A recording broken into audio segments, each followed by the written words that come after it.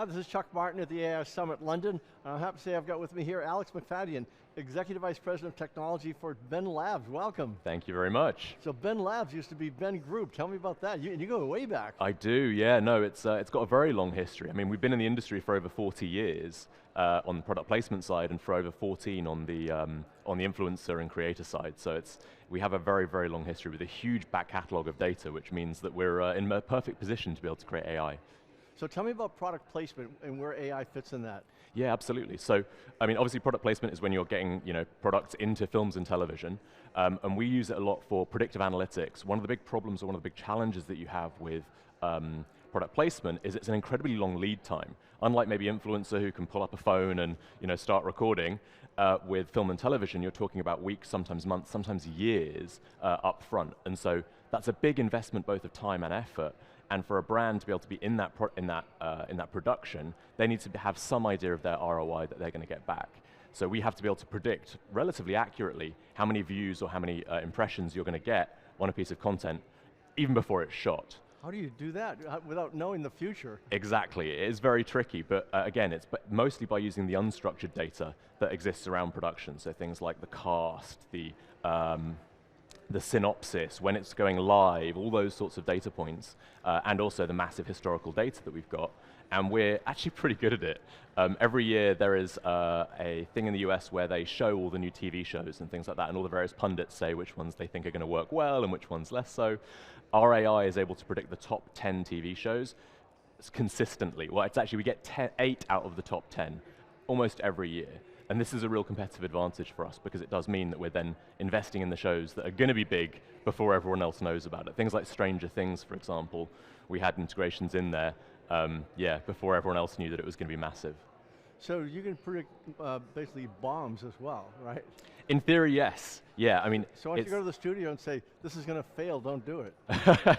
We do have those sorts of conversations, and indeed, when we're working with productions, the fact that we're getting involved is often a big boon to the production because it shows that there's external interest in the project, and projects can end up being green-lit because we're working with them, which is kind of incredible. So when you're using your data in AI, are you looking at the content? How are you analyzing the market? Because the market's moving. Absolutely, of course.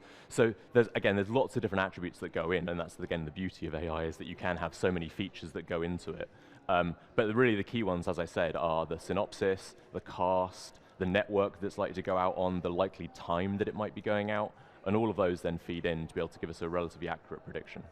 But how do you know? Like a year ago when we were here interviewing people, we said, so what do you see in a year from now? Of all the people we interviewed over 2 days, not one person said generative AI. And now here we are. Now people are scared to death to predict. Absolutely. No, I mean, and technology is a completely different beast though, right? That's moving so quickly. With television, specifically broadcast and film, it's a relatively established industry, so some of those patterns will keep repeating, and the general consumption in terms of volume and things like that are much more stable, unlike with AI, where you've got brand new innovations that are turning things upside down month to month, or week to week, it seems like, with generative AI right now. So are you actually looking at the things like the script, the platform and all that, exactly, instead of the audience metric? On that one, yes. Again, because at Ben we work both across product placement and influencer, it depends on the medium, will depend a lot on which features are the most important when doing prediction. So do you ever link them together so that this movie and this influencer is happening at the same time? I couldn't possibly comment. That is certainly stuff that we do look at in terms of 360 campaigns and looking at overall impact for a brand, for example. Yeah, we would look at doing things in television and film and influencer all at the same time, because then you get a full market exposure.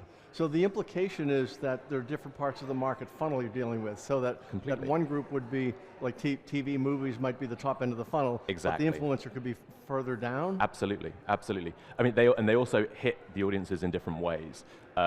When you're trying to do a big campaign like that, again, because of the lead time on television and film, you do have to structure it slightly differently.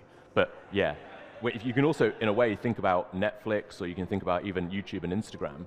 Again, they're all platforms in the same way, and each one of those platforms has its own nuances in terms of the way that you talk to the audience, in terms of the way that their audience is going to respond to certain messages. And so the way that I think about it is actually film and television isn't that much different. It's just another platform and another way of delivering content, but it has its own nuances. But you're like a secret company. Because, I mean, like people are watching a movie and they don't know that you've put all these things in there because it's just part of the movie or the script. Absolutely, and if it's done well, you don't really notice it and it doesn't feel invasive. The worst product placements are the one where it's, hey, this drink is amazing, and holding it up to the camera, right? The ones that are really good are when it's completely seamless and it's just part of the interaction, it's part of the story.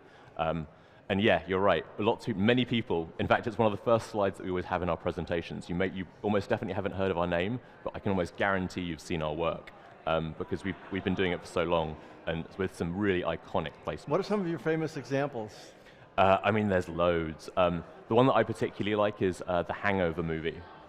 I don't know if you remember that one.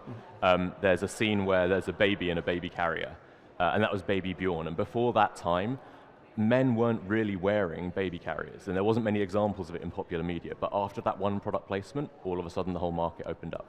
So you can drive out and create a market. Yeah, it's kind of crazy. Didn't you do some James Bond stuff as well? Yes, we did James Bond drinking a Heineken. That was us as well. Yeah. So did anybody know what happened with, was there any measurement of that? I mean, all of a sudden he's not drinking martini. And so this is one of the really interesting things specifically about marketing. Obviously, measurement is absolutely critical. And one of the more difficult things with film and television, because you don't have that click the link in the description below, the attribution is a lot harder. We do have various ways of doing that, including panels and those sorts of things. And so we do a lot of brand lift studies to show the efficacy of product placement in film and television. And it works really, really well. So outside of the public, in the industry, does everybody know you? Yes, yes, absolutely. And you've been doing this like for a long time. Yeah, I mean, as I said, 40 years on the product placement side. And so yeah, we go way, way back. So where does this go going forward? Great question, and I think that's it's part of why this industry is so exciting is because everything is moving so quickly. We also have a company called TubeBuddy, which is integrated into our overall business, and that's focused on really helping the creators.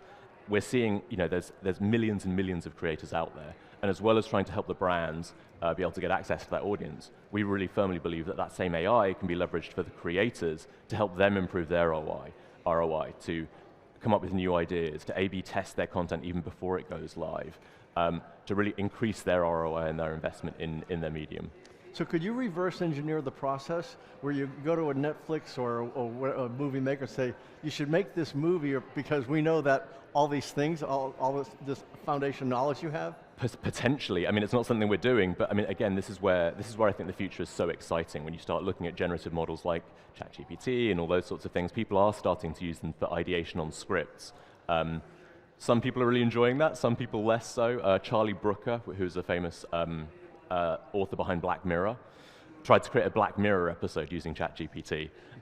He wasn't so impressed, but I think the technology is improving all the time. So I think those sorts of generative ideas and generative models and their ability to produce innovative, creative content, we're only at the very tip of the iceberg with that one. So a year from now, we're sitting here having this conversation. What will we be talking about?